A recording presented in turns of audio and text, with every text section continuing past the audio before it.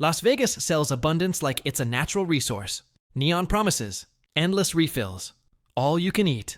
And, if you're lucky, the holy grail, a free buffet. But in this town, free is usually just a different kind of receipt. Not the steak, not the crab legs, not even the air-conditioned comfort that makes you forget what time it is. The word free in Vegas most often means comped, paid for indirectly through loyalty programs and casino economics that track spend and play. What free really means in Vegas? In Las Vegas, a free buffet is rarely a gift. It's a comp, a complimentary reward, and the comp is priced by the casino the same way it prices everything else. Expected profit. Casinos don't usually comp you based on whether you happen to win or lose on a given night. They rate you on what you're statistically expected to lose over time. Theoretical loss. The simplest version is blunt. House advantage multiplied by the total you wagered. That's why the path to free almost always runs through a player's card. Your card ties your gambling and on-property spend to your profile, and the resort uses that profile to decide what offers you're worth. Rooms, credits, and yes, buffet comps. Here's the hidden cost. You might not pay at the buffet entrance, but you pay to qualify. And once you're qualified, the buffet becomes a controlled environment designed to lift your total spend on drinks, on upgrades, on timing, on return trips. The free meal is an investment, and Vegas expects a return. The buffet at Bellagio. Bellagio doesn't market its buffet like a bargain. It sells it like a brand extension, an upscale dining room with stations that feel curated, not chaotic. And that's exactly where the free buffet myth starts to fall apart. At Bellagio, the baseline price is already premium, and the schedule nudges you toward the most expensive windows. As of early January 2026, the published pricing most buffet trackers list is roughly $54.99 for brunch, with a weekend dinner service priced higher, around $74.99, running Saturday and Sunday afternoons into the evening. In other words, if you show up when the seafood forward special service is on, you're arriving at the exact moment Bellagio wants. Peak demand, peak price. Now add the costs that aren't on the buffet sign. Even if you only came to eat, Bellagio is inside MGM's paid parking ecosystem. The official MGM rate card lists self-parking at $20 for up to 24 hours on weekdays and $25 on weekends, with exceptions and tier-based freebies. That fee alone can turn a comped meal into a paid outing. And then there's the soft upsell. At many strip buffets, non-alcoholic drinks are treated as part of the experience, while alcohol is where the real margin lives, sold as an endless add-on that feels small compared to the entry price. Even when a buffet is comped through MGM rewards points or casino offers, the add-ons are usually still very real money. So Bellagio's buffet isn't a trap. It's something cleaner than that.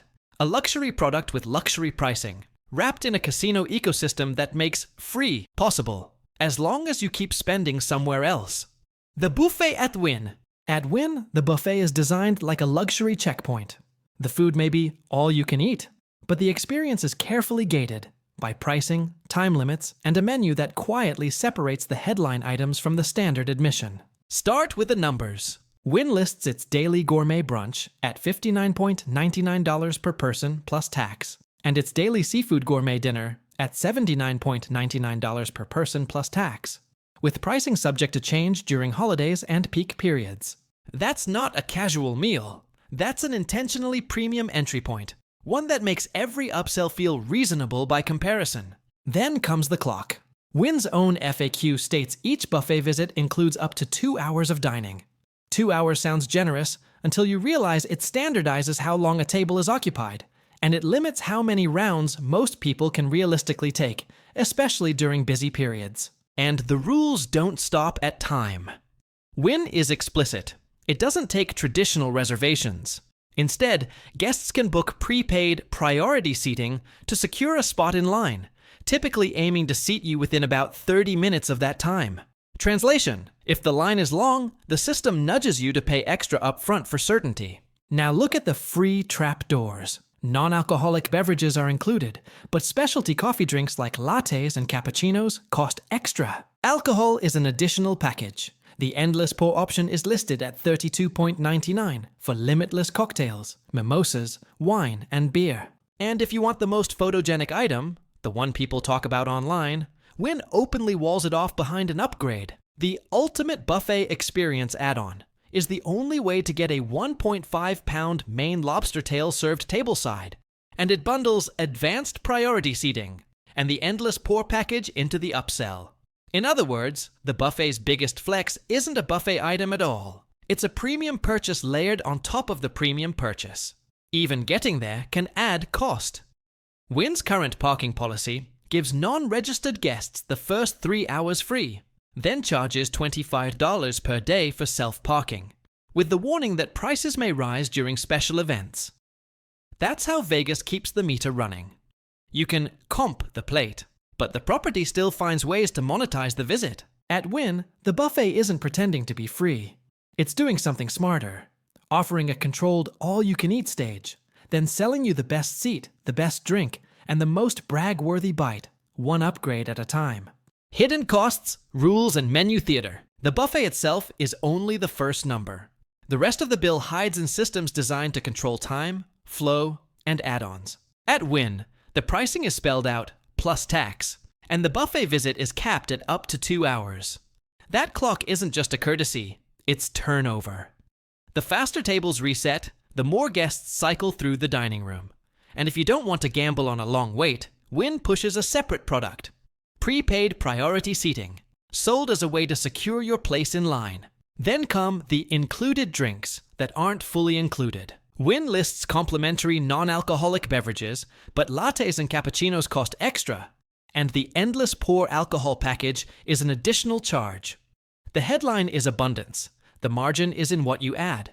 Bellagio works the same psychology, even when the details look different. The official listing highlights live action stations and a personalized gelato stand, and it warns that prices can change on peak days. It also notes that children 10 and under receive complimentary entry, an offer that sounds generous, but only matters if the adults in the party are paying full freight.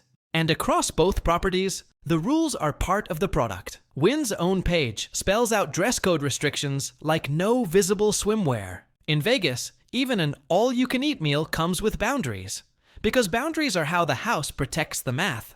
In Las Vegas, the buffet isn't free. It's optimized, priced like a luxury experience, measured in time, and engineered to sell certainty, upgrades, and add-ons. What you don't pay at the entrance, the resort often earns back through parking, drink packages, and premium tiers that turn the best bites into a separate purchase. The buffet is the bait, but the business is everything around it.